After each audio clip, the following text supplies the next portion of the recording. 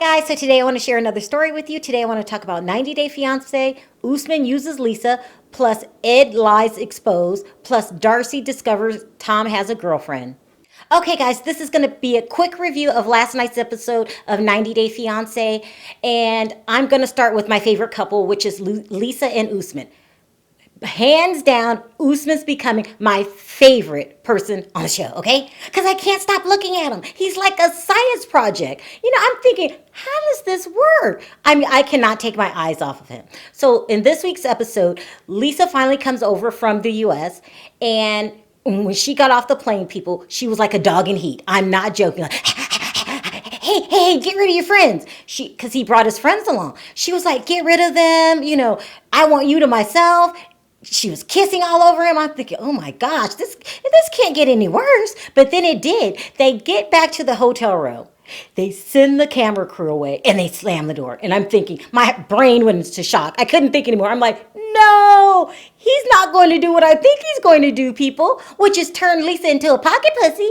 Okay, don't act like you don't know what a pocket pussy is.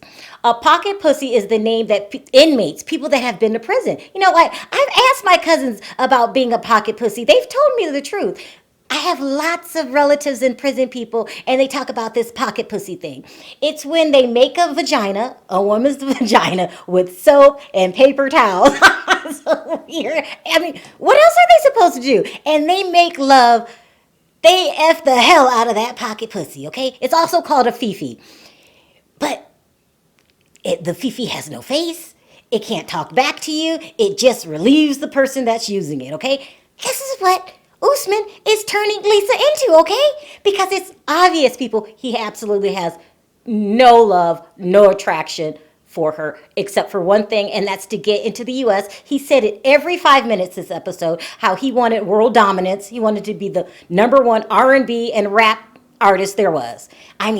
He doesn't even start out small. Like, maybe he could have just been the number one in Portugal, but he wants to be number one in the world, and he's going to do whatever it takes. And if that means making love to his pocket pussy, then that's what he's going to do, okay? His own real life Fifi, okay? So it's obvious these two did the deed. He grossed me out and his friends and probably half of the audience, but there's no stopping Usman. He's going to make it to the top, even if he has to bring his Fifi along. Okay, so now let's move to the next. Next, we have Yolanda the con. Yes, people, she's a con artist. We all know a couple days ago, it was discovered someone had leaked.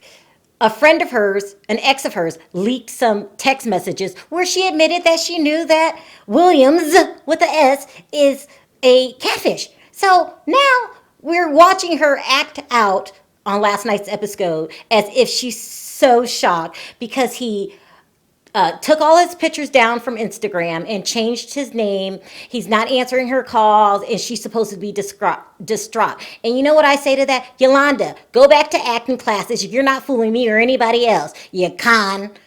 Let's move on to another couple. Now let's talk about Jeffrey and Varia. Okay, so this week things continue to be awkward between them. I think she was just picking up on his woman-beating vibes. She could tell something wasn't right. So you know what she did? She told him that she couldn't stay the night with him because her friends didn't want her to. Now, I really do think that's a damn lie. It's a brilliant lie, but it's still a lie, in my opinion. I have a feeling what she was thinking was, I'm okay as long as the camera crew's around. But the minute they leave, I'm out of here too. You're not leaving me in the same room with this nut job. That's what I'm thinking she was thinking, okay? He still has not gone into detail about his past, as in telling her about the 3 ex-wives and the girlfriend that he beat up, okay? And listen, in real time, there's evidence that there may be a 4th wife. And if we find out that there is, I will go ahead and report that to you. Nevertheless, we all know he's a woman beater, and she's just not picking up. She's not getting good vibes from him. And, if you're a gold digger, oh, by the way, just because he's a nut job doesn't mean she's not a gold digger. Remember, she was in Siberia first and then went over to Russia and hopefully trying to make her way to the U.S. But she's a smart gold digger. She's like, you're not beating me up in the middle of the night. Let me go find someone else. That's the vibe that I get from Varia. Next, let's talk about Big Ed and Rose. Okay, in this episode, Ed admitted that he lied to Rose about his physical appearance because sometimes he feels insecure. Now, The irony in all of this is it doesn't matter what you look like, Ed. Rose was going to date you no matter what because her ultimate goal was coming to the US. She wants to get the hell out of the Philippines. So you could have a big belly, big penis, small penis, reconstructed penis. She doesn't care. She's just trying to get the hell out of the Philippines, okay? And that's why she's using the hell out of Ed. I feel bad for Ed. I mean, don't you know when you're being used, Big Ed? I wouldn't spend not another dime on her. But, he's searching for love in all the wrong places. Wasn't that a song?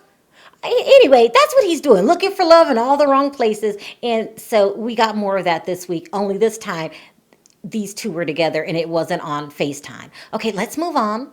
Next, there's the new couple, Stephanie and Erica. Okay, so I was really amped up to see the new girl, Stephanie, because I loved her when I thought that she had a lot of balls, okay? Because remember, she called herself a hoe. She exposed herself for doing nude pics on Patreon and all of that. And, possibly she could be a prostitute. We don't know how far she goes with these men. So I was amped to see it. I was so excited.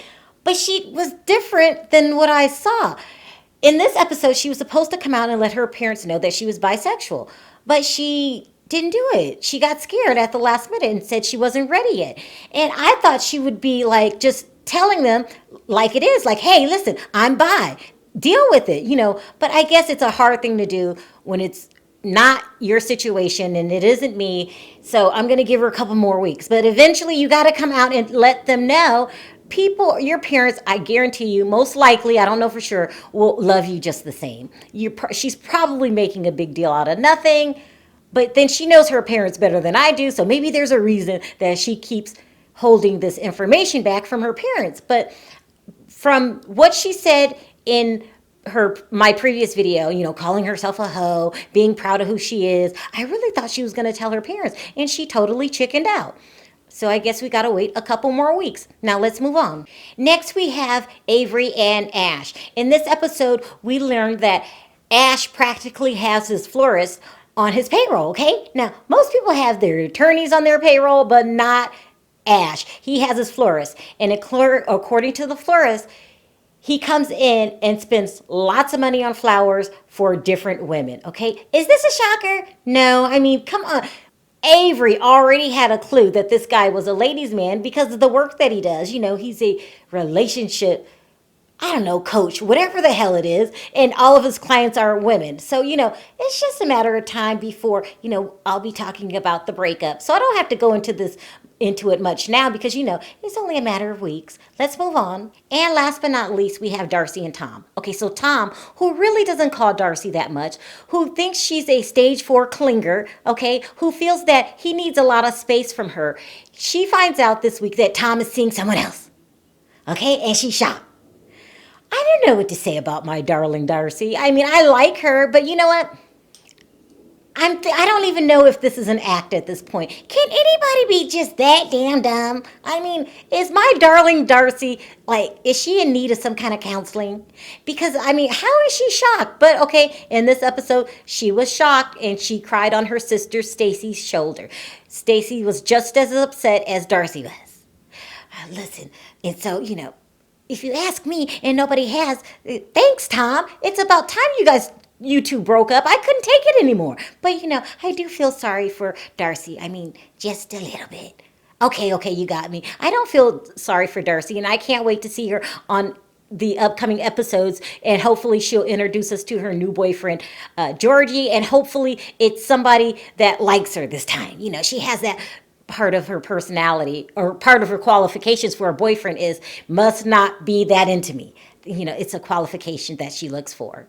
Okay, you guys, so that's my quick review of this week's episode of 90 Day Fiance. What I want to know in my comments section is, who else is just as grossed out about the Lisa and Usman hookup as I am? And number 2, what did you guys think of last night's episode? Also, if you like this video, don't forget to click that like button. If you haven't already subscribed, go ahead and do that. And I'll see you guys on the next video. Bye.